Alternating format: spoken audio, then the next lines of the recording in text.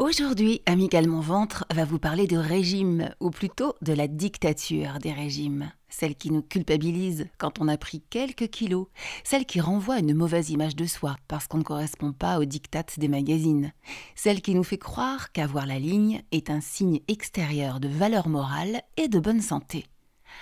Avant de vous donner des indices, pas de masse corporelle, je vous rassure, pour cerner les causes de ces kilos qui vous pèsent, faisons un petit tour du côté des régimes qu'on nous propose. Aliments diabolisés ou angélisés, tous sont restrictifs et la privation entraîne la compulsion, surtout quand il s'agit du sucre. Aucun n'est personnalisé. Beaucoup vont vous faire le yo-yo et pire encore, au lieu de vous faire perdre du poids, vous feront perdre vos intuitions alimentaires et votre estime de vous. Le fameux « je suis nul, j'ai craqué ». À force de répétition de ce que vous vivez comme des échecs, ces régimes, en ralentissant votre métabolisme, moins de sucre égale moins d'énergie, bousculent aussi votre thyroïde et votre système nerveux. La première chose dont vous avez besoin, c'est de vous réconcilier avec vous-même et avec la nourriture.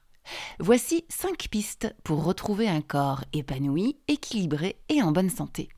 Pour commencer, bougez. Je ne parle pas forcément de sport, mais bien d'activité physique. Et jamais dans l'esprit de compétition ni de performance. D'abord, parce que le mouvement rééquilibre masse grasse et masse musculaire, augmente la trame osseuse, favorise la digestion, stimule les émonctoires et la production d'endorphines, les neuromédiateurs du bien-être. Ensuite, parce que la perte de poids se fait essentiellement par le souffle, par le fameux long breathe. C'est scientifiquement prouvé. La graisse contient de l'oxygène, du carbone et de l'hydrogène. Quand nous respirons, l'oxygène atteint les cellules graisseuses et les transforme en carbone et en eau. Plus vous respirez, plus votre corps utilise d'oxygène et plus vous brûlez de graisse. Concrètement, il s'agit d'inspirer 3 secondes par le nez, d'expirer 7 secondes par la bouche, au minimum 10 minutes par jour. Bref, de s'activer. Marche rapide, monter des escaliers, aller travailler à vélo, faire du yoga, courir.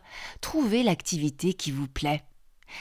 Deuxièmement, votre alimentation, en commençant par la bienveillance. Réapprendre à manger équilibré en quantité, en prenant le temps de mastiquer dans le calme, votre satiété sera plus précoce, et en qualité, les aliments riches en nutriments et en fibres, en oméga 3 et en céréales et protéines de qualité. Les produits industrialisés, transformés, acidifient le corps, qui doit alors puiser dans les ressources en sels minéraux, calcium, magnésium, et la carence en minéraux nuit à la perte de poids.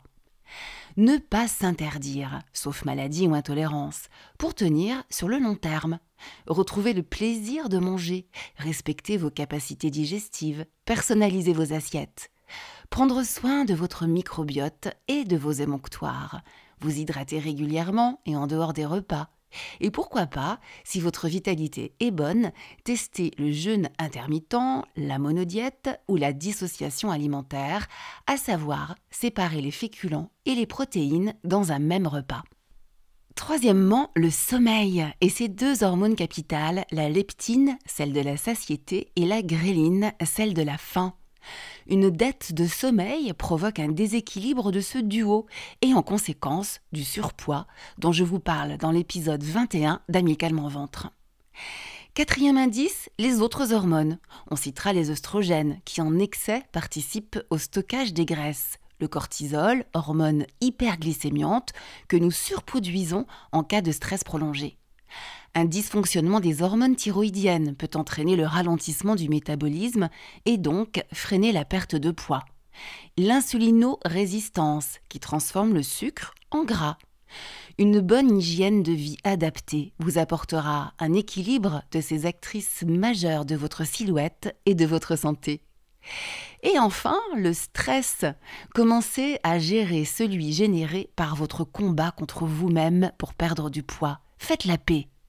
Les kilos superflus reflètent bien souvent, surtout pour les femmes, des conflits intérieurs. Ils ne sont pas responsables de vos soucis émotionnels, c'est l'inverse, ils en sont les conséquences. Il s'agira donc de retrouver le plaisir, vos besoins, lâcher la culpabilité.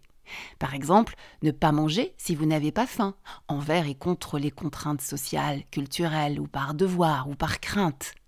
Assumer qui vous êtes, apprendre à dire non, faire le bilan de vos envies, travail, famille, apparence, rompre avec vos habitudes, aller vers la nouveauté, libérer vos potentialités, les cultiver et bannir de votre vocabulaire des mots toxiques comme nul ou je dois ou il faut que. Vous voyez, là encore, il s'agit de bon sens et d'approche globale pour atteindre vos objectifs. Une réforme alimentaire restrictive seule et non adaptée vous fera perdre votre morale et votre vitalité. La prochaine thématique d'Amicalement Ventre, gluten, moi non plus, fera le point sur cette protéine. Phénomène de mode ou vraie intolérance alimentaire? À bientôt!